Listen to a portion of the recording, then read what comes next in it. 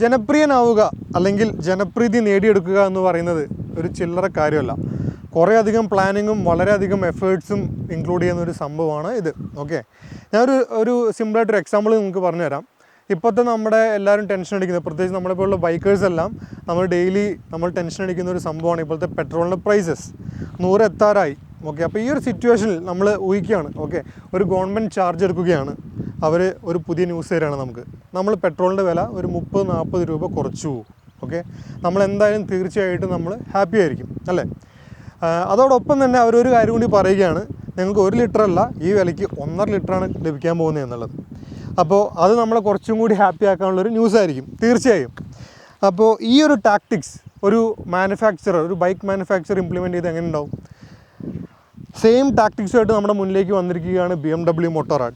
ഇന്ന് നമ്മുടെ ഒപ്പം ഉള്ളത് BMWയുടെ G310 GS എന്ന് പറയുന്ന പുതിയ മോഡലാണ്.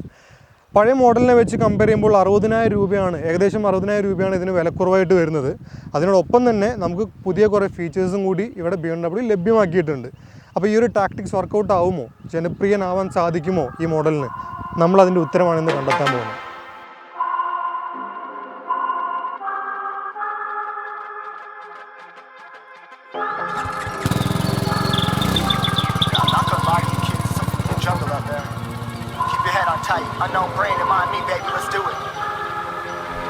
Y'all see me flying, never drop down, smoking high, I am not round, I'm not round, no denying what I got now, keep an eye out, keep it locked down, see me flying, never.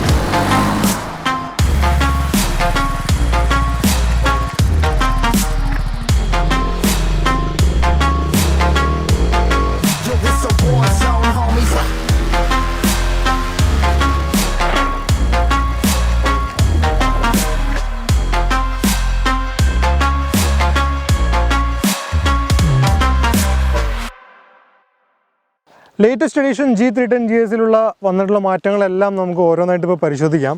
അതിലേറ്റവും evident ആയിട്ട് അല്ലെങ്കിൽ ഏറ്റവും നമുക്ക് കാണാൻ സുഗമമായി നമുക്ക് മനസ്സിലാക്കാൻ പറ്റുന്ന സംഭവമാണ് ഫ്രണ്ടിൽ കാണുന്ന ഈ കംപ്ലീറ്റ് LED ഹെഡ്ലൈറ്റ് മാത്രമല്ല, എല്ലാ ഇൻഡിക്കേറ്റേഴ്സും ടെയിൽ ലൈറ്റ്സും അടക്കം ഒരു കംപ്ലീറ്റ് LED പാക്കേജ് തന്നെയാണ് ഇവിടെ BMW ഒരുക്കിയിട്ടുള്ളത്. അപ്പോൾ എനിക്ക് തന്നെയല്ല, ഞാൻ കണ്ടിട്ടുള്ള എല്ലായിടത്തും ഈ വണ്ടീനെ പറ്റി സംസാരിച്ച എല്ലാവർക്കും തന്നെ വളരെയധികം ഇഷ്ടമായിട്ടുള്ളൊരു ഡിസൈനാണ് നമ്മൾ ഇവിടെ കാണുന്ന ഈ ഒരു ഹെഡ്ലൈറ്റിൻ്റെ ഡിസൈൻ. അതിൽ ആ BMW LEDൻ്റെ ലോഗോ എല്ലാം കൊടുത്തിട്ടുണ്ട്. അധികം ടെക്നോളജി ഒന്നുമില്ല. ഇപ്പോൾ നമുക്കറിയാം GS 1250 R1250 GSയിലൊക്കെ വരുന്ന ആ ഒരു ടെക്നോളജി ഒന്നും നമുക്കിവിടെ കിട്ടുന്നില്ല. എന്നാൽ പോലും ആ BMWയുടെ ബ്രാൻഡിങ് ഫ്രണ്ടിൽ തന്നെ കാണുമ്പോൾ നമുക്ക് കിട്ടുന്ന ഒരു പ്രൗഡ്നെസ്, ആ ഒരു പ്രൗഡി, അത് മറച്ചു വയ്ക്കാൻ പറ്റാത്തൊരു സംഭവം തന്നെയാണ്. പഴയ മോഡൽ G310 GSന് ഇല്ലാതായി പോയ ആ ഒരു ഫാക്ടർ അത് ഈ വണ്ടിക്ക് തീർച്ചയായിട്ടും BMW കൊടുത്തിട്ടുണ്ട്. അതോടൊപ്പം തന്നെ നമ്മളിവിടെ ഈ കാണുന്ന ഈ ഒരു മോഡലിൻ്റെ ഈ ഒരു ലിവറി എന്ന് പറയുന്നത് റാലി ലിവറിയാണ്, അതായത് സ്പെഷ്യൽ എഡീഷനാണ്. 40 years ഓഫ് GS, അതായത് ആദ്യത്തെ GS മോഡൽ വന്നിട്ട് ഇപ്പോൾ 40 കൊല്ലമായി എന്നാണ് BMW പറയുന്നത്. ശരിയാണ്. അപ്പോൾ അതിൻ്റെ സെലിബ്രേഷൻ്റെ ഭാഗമായിട്ട് അവർ ഒരുക്കിയിട്ടുള്ള ഒരു സ്പെഷ്യൽ കളർ സ്കീമിലാണ് നമ്മുടെ വണ്ടി ഇന്ന് നമുക്ക് കിട്ടിയിട്ടുള്ളത്. ഇതും വളരെയധികം അട്രാക്റ്റീവാണ്. എസ്പെഷ്യലി ആ സബ് ഫ്രെയിമിൽ വരുന്ന ആ ഒരു റെഡ് കളർ, അത് ഈ ബ്ലൂവിനോട് വളരെ കോൺട്രാസ്റ്റിംഗ് ആയിട്ടാണ് വന്നിരിക്കുന്നത്. നല്ല ബ്യൂട്ടിഫുൾ ആയിട്ടുണ്ട് കാണാൻ. അതോടൊപ്പം തന്നെ നമുക്ക് ഫ്രണ്ടിൽ തന്നെ ശ്രദ്ധിക്കാൻ പറ്റുന്ന മറ്റൊരു സംഭവം, പഴയ മോഡലിനും ഉണ്ടായിരുന്നു, പക്ഷേ ഇതിപ്പോൾ കുറച്ചും കൂടി ഹൈലൈറ്റായി കാണുകയാണ് ഈ ഒരു ഡാർക്ക് ബ്ലൂ സ്കീം വന്നതുകൊണ്ട്. നമ്മുടെ ഈ ഒരു ഗോൾഡൻ USD ഫോക്സ് ഒരു ബൈക്കിനൊരു ടെക്നിക്കൽ ലുക്കാണ്, അതായത് വളരെയധികം ടെക്നോളജി പാക്ക് ചെയ്യുന്ന ഒരു ബൈക്ക് എന്നുള്ളൊരു ലുക്കാണ് നമുക്ക് ദൂരെ നിന്നും അടുത്തുനിന്നും ഒക്കെ അല്ലെങ്കിൽ ഒറ്റ നോട്ടത്തിലെല്ലാം കാണുമ്പോൾ നമുക്ക് തോന്നുന്നത് അതാണ്. പിന്നെ നമുക്ക് കുറച്ച് ചേഞ്ച് ആയിട്ട് തോന്നുന്ന ഈ ഒരു സൈഡ് പോർഷനിലാണ്. ഞാൻ നേരത്തെ സൂചിപ്പിച്ച പോലെ പുതിയ ഇൻഡിക്കേറ്റേഴ്സ് വന്നു, LED ഇൻഡിക്കേറ്റേഴ്സ്. അതുപോലെ തന്നെ സൈഡിലെ പാനൽസിലെല്ലാം ചെറിയൊരു മാറ്റം നമുക്ക് തോന്നുന്നുണ്ട്. ഏറ്റവും ഇമ്പോർട്ടൻ്റ് ആയിട്ട് ഇവിടെ നമുക്ക് എടുത്തു പറയാനുള്ളത് എന്തെന്ന് വെച്ച് കഴിഞ്ഞാൽ, ഇതിൻ്റെ വലിയേട്ടനായ R1250 GSൻ്റെ ആ ഒരു തീമിലാണ് ഇതിൻ്റെ ടാങ്കിൻ്റെ സൈഡിലുള്ള ആ GSൻ്റെ ബാഡ്ജിങ്ങും ആ മൊത്തത്തിലുള്ള ഷേപ്പ് എല്ലാം ഏകദേശം ഈ ഒരു വലിയ ബൈക്കിനെ അനുസ്മരിപ്പിക്കുന്ന രീതിയിലാണ് BMW കൊടുത്തിട്ടുള്ളത്. ഫ്രണ്ടിലെ സസ്പെൻഷൻ്റെ ട്രാവൽ പഴയ മോഡൽ പോലെ തന്നെ 180 mm തന്നെയാണ്. അത് എനിക്ക് തോന്നുന്നു ഈ സെഗ്മെൻറ്റിൽ ഏറ്റവും ബെസ്റ്റാണ്. ഹിമാലയൻ ഒഴിച്ച് നിർത്തി കഴിഞ്ഞാൽ ഏറ്റവും ബെസ്റ്റ് ആയിട്ടുള്ള ട്രാവൽ ഈ ഒരു സസ്പെൻഷനാണ് തരുന്നത്. പക്ഷേ ഹിമാലയനെക്കാട്ടിലും ക്യാരക്ടറുള്ളൊരു സസ്പെൻഷനാണ്, കുറച്ചും കൂടി സോഫ്റ്റാണ്. അതായത് ടൂറിങ്ങിനെല്ലാം നല്ല മാച്ച് ആവുന്ന രീതിയിൽ നല്ല സോഫ്റ്റ് ആയിട്ടുള്ള സസ്പെൻഷനാണ്. ഹിമാലയൻ കുറച്ചും കൂടി എനിക്ക് ഹാർഡായിട്ടാണ് എനിക്ക് ഫീൽ ചെയ്തിട്ടുള്ളത്. അതിൻ്റെ കാര്യങ്ങൾ നമുക്കെല്ലാം റൈഡിൽ ഒട്ട് കിടക്കുമ്പോൾ നമ്മൾ സംസാരിക്കാം. പിന്നെ ബാക്കിലോട്ട് വരുമ്പോൾ നമുക്ക് എടുത്തു കാണുന്നത് ബൈക്കിൻ്റെ ഒരു ഹൈറ്റാണ്. അതായത് ഗ്രൗണ്ട് ക്ലിയറൻസ് തന്നെ 220 mm വരുന്നുണ്ട്. അത് വളരെയധികം സൗകര്യപ്രദമാണ്. ഇപ്പോൾ ഞങ്ങൾ ഇങ്ങോട്ട് എത്തിയ ലൊക്കേഷനിലേക്കൊക്കെ ഞങ്ങളിപ്പോൾ ഫുട്ടേജസൊക്കെ JD എടുത്ത് കട്ട് ചെയ്തിട്ട് കാണിക്കും. നിങ്ങൾക്ക് മനസ്സിലാവും എത്രത്തോളം ഇമ്പോർട്ടൻ്റ് ആണ്, എത്രത്തോളം നമുക്ക് ഗുണകരമാണ് ഇത്രയും ഗ്രൗണ്ട് ക്ലിയറൻസ് വരുന്നത് എന്നുള്ളത് നമുക്ക് മനസ്സിലാവും. പിന്നെ ഉള്ളത് സീറ്റ് ഹൈറ്റാണ്. സീറ്റ് ഹൈറ്റ് അതിൽ ചെറിയൊരു ട്രിക്കുണ്ട്. ഇപ്പോൾ എൻ്റെ ഹൈറ്റിന് പറ്റിയ ആൾക്കാർ, ഞാൻ എൻ്റെ ഹൈറ്റ് പല വീഡിയോയിലും പറഞ്ഞിട്ടുണ്ട്, 5 അടി 10 ഇഞ്ചാണ്.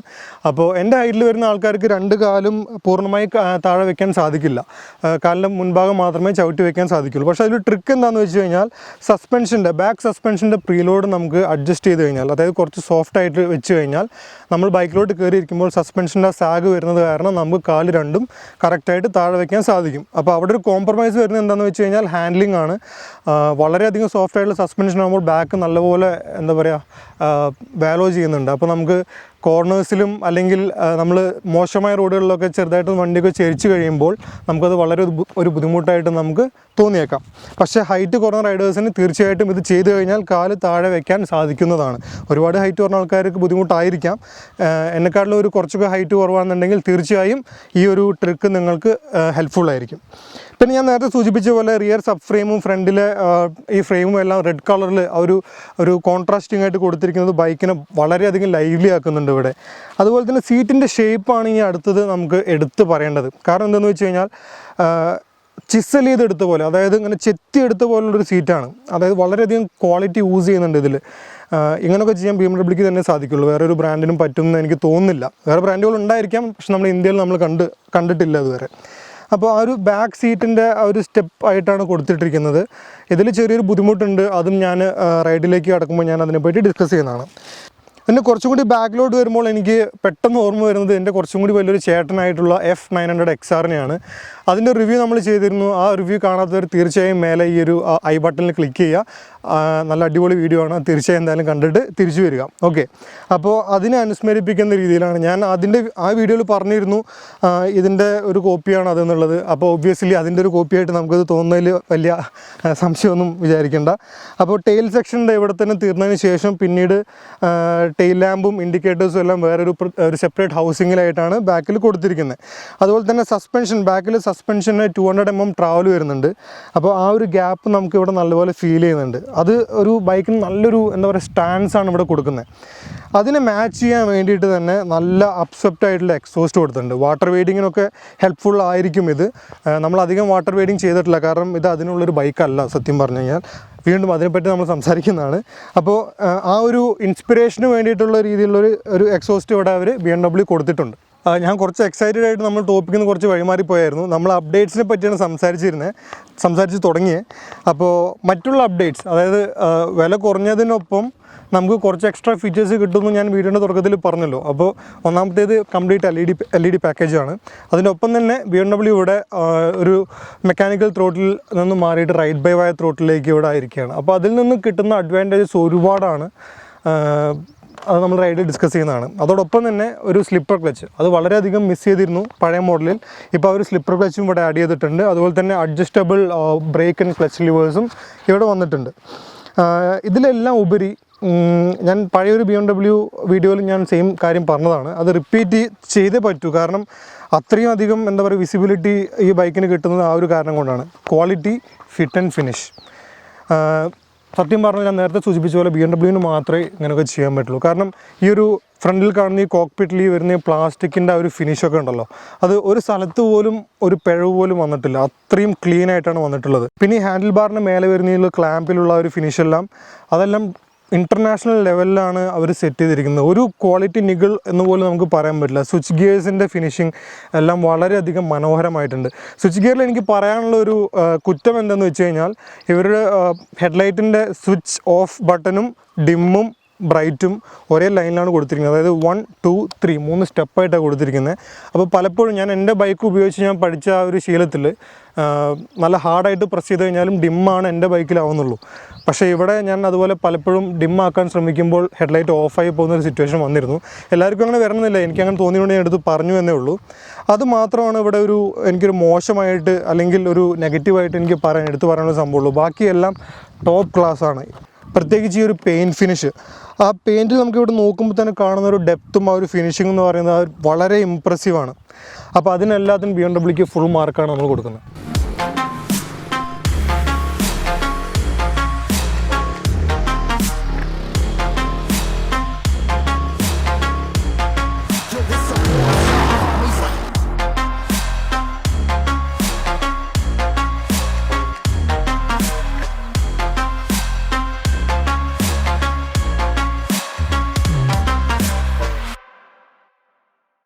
BS6 എമിഷൻ നോംസ് നിലവിൽ വന്നപ്പോൾ വില കുറഞ്ഞ വളരെ ചുരുക്കം ബൈക്കുകളിൽ ഒന്നാണ് G310 GS.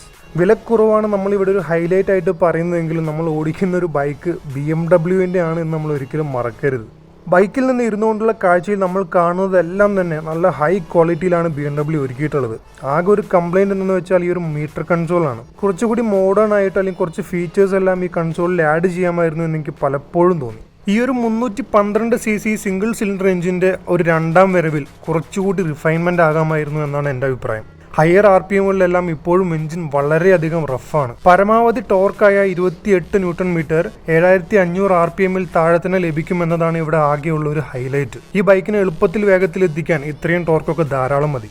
34 bhp എന്ന മാക്സിമം പവർ 9250 RPMലാണ് നമുക്ക് ലഭിക്കുന്നത്. ഈ പരമാവധി കരുത്ത് നമുക്ക് അനുഭവിച്ചറിയണമെങ്കിൽ ഒരു ഇയർ പ്ലഗ് ഒക്കെ കൈ കരുതുന്നത് നല്ലതാണ്. കാരണം ആ ഒരു RPMൽ ഈ എഞ്ചിൻ്റെ സൗണ്ട് ഒരു പാറയിൽ ചിരട്ടിയിട്ട് ഉരയ്ക്കുന്ന സൗണ്ടിനെക്കാട്ടിലും മോശമാണ്. ഈ ഒരു സിറ്റുവേഷനിൽ നല്ലോണം വൈബ്രേഷനും കടന്നു വരുന്നുണ്ട്.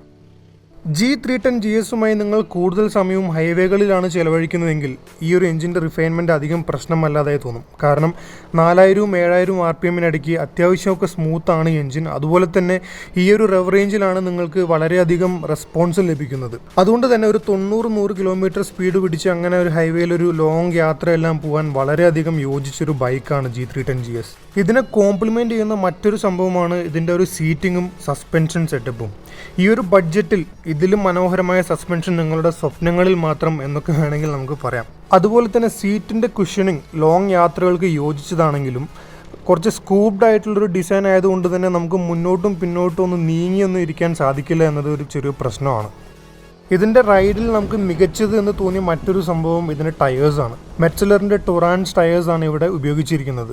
ഓൺ റോഡിൽ വളരെയധികം നല്ല പെർഫോമൻസ് തരുന്ന ഈ ടയേഴ്സ് മഴയത്തും വളരെയധികം ഇമ്പ്രസീവാണ്.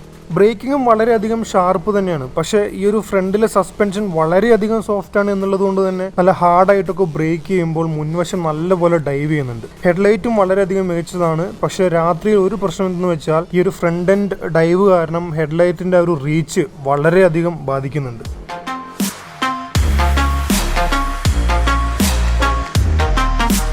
ചെറിയ ഓഫ് റോഡ് ട്രയൽസ് എല്ലാം ഈ ടയർ വളരെയധികം നന്നായി ഹാൻഡിൽ ചെയ്യുന്നുണ്ട്. പക്ഷേ കുറച്ചധികം ഹാർഡായിട്ടുള്ള ഓഫ് റോഡിലേക്ക് ഇറങ്ങുമ്പോഴാണ് ടയർ കുറച്ചെങ്കിലും ഒന്ന് കഷ്ടപ്പെട്ടത്. ഇങ്ങനെ തോന്നാനുള്ള ഒരു പ്രധാന കാരണം ഈ ഒരു ബൈക്കിൻ്റെ ടോട്ടൽ പാക്കേജാണ്. ഇപ്പോൾ ഹിമാലയനുമായി കമ്പയർ ചെയ്യുമ്പോൾ G310 GS ഇവിടെ വളരെയധികം ലൈറ്റ് ആൻഡ് ഈസി ആയിട്ടുള്ളൊരു ബൈക്കായിട്ടാണ് നമുക്ക് ഫീൽ ചെയ്യുന്നത്. ഇനിയിപ്പോൾ ഒന്നങ്ങോട്ട് കയ്യിൽ നിന്ന് പാളിപ്പോയാൽ തന്നെ നമ്മുടെ ശരീരവും കരുത്തും ഉപയോഗിച്ച് നമുക്ക് ഈ ബൈക്കിനെ വരുതിയിൽ നിർത്താൻ സാധിക്കും. ഒരു ലോങ് ട്രാവൽ സസ്പെൻഷനാണ് ഇവിടെ. അതിനോടൊപ്പം തന്നെ മികച്ച കംപ്രഷനോ റീബൗണ്ടുള്ള ഒരു സസ്പെൻഷനാണ്. അതുകൊണ്ട് തന്നെ ഓഫ് റോഡ് ഡ്യൂട്ടീസ് എല്ലാം വളരെ ഈസി ആയിട്ടാണ് ഈ സസ്പെൻഷൻ ഹാൻഡിൽ ചെയ്യുന്നത്. അതുകൊണ്ട് തന്നെ ഞാൻ നേരത്തെ സൂചിപ്പിച്ചതുപോലെ ഇത്രയും നല്ലൊരു പാക്കേജ് നമുക്ക് ഇവിടെ ഉള്ളപ്പോൾ ഇവിടെ നമുക്ക് മിസ് ചെയ്യുന്നത് കുറച്ചും കൂടി ഓഫ് റോഡ് ഗ്രിപ്പ് തരുന്ന ടയേഴ്സും സ്വിച്ചബിൾ ABSും ഒരു സ്പോക്ഡ് റിംസും ആണ് നമുക്കിവിടെ ശരിക്കും മിസ് ചെയ്യുന്നത്. നിങ്ങൾ ദീർഘദൂര യാത്രകൾ ഇഷ്ടപ്പെടുന്ന ഒരാളാണെങ്കിൽ, അതിനിടയ്ക്ക് കുറച്ചൊക്കെ ഒന്ന് ഓഫ് റോഡൊക്കെ പോകാൻ താല്പര്യമുള്ള ആളാണെങ്കിൽ കണ്ണും പൂട്ടി നമുക്ക് വാങ്ങിക്കാൻ പറ്റുന്ന ഒരു ബൈക്കാണ് G310 GS.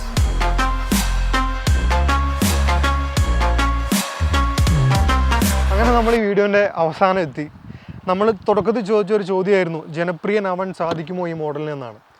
ജനപ്രിയനാവാൻ സാധിക്കും, പക്ഷേ BMW അവരുടെ മെയിൻ്റനൻസ് ഒന്നുകൂടി ഒന്ന് മെച്ചപ്പെടുത്തേണ്ടിയിരിക്കുന്നു. അതോടൊപ്പം തന്നെ മറ്റൊരു ചോദ്യം കയറി വന്നാണ്, ഇത് നല്ലൊരു ഓഫ് റോഡർ ബൈക്കാണോ നല്ലൊരു അഡ്വഞ്ചർ ബൈക്കാണോ എന്നുള്ളതാണ്. ഒറ്റ വാക്കിലുള്ള ഉത്തരം അല്ല എന്നുള്ളതാണ്. കാരണം ഇപ്പോൾ ഇത്രയും നല്ലൊരു സീനറി, ഇത്രയും നല്ല ലൊക്കേഷനിലേക്കൊക്കെ എത്തിപ്പെടാൻ എനിക്ക് JDൻ്റെയും വിബിൻ്റെ ഒക്കെ സഹായം വേണ്ടി വന്നു. കാരണം കുറച്ചൊക്കെ ഉന്തലും തള്ളലൊക്കെ ഉണ്ടായിരുന്നു. ബൈക്കൊക്കെ കുറേ സ്റ്റക്കായി പോയിട്ടുണ്ടായിരുന്നു. പ്രധാനമായിട്ടും ഇതിൻ്റെ ടയേഴ്സും പിന്നെ ഗിയർ റേഷ്യോസും എല്ലാമാണ് അതിൻ്റെ കാരണമായിട്ട് നമുക്ക് പറയാനുള്ളത്. പക്ഷെ നല്ലൊരു പൊട്ടൻഷ്യലുള്ള ബൈക്കാണ്. കാരണം നമ്മൾ ഫോറിനേഴ്സിൻ്റെ കുറേ വീഡിയോസ് എല്ലാം നമ്മൾ കണ്ടിട്ടുണ്ട്. അവരിതിൽ ഒരുപാട് മാറ്റങ്ങളെല്ലാം വരുത്തി, സ്പോക്ക് വീൽസ് എല്ലാം ആഡ് ചെയ്ത് സ്പ്രോക്കറ്റ് എല്ലാം ചേഞ്ച് ചെയ്ത് നല്ലൊരു ഓഫ് റോഡിങ് മെഷീനാക്കി മാറ്റുന്ന ഒരുപാട് വീഡിയോസ് നമ്മൾ കണ്ടിട്ടുണ്ട്. അപ്പോൾ പൊട്ടൻഷ്യലുള്ള ബൈക്കാണ്, പക്ഷെ ഒരു ഓഫ് റോഡർ എന്തായാലും അല്ല.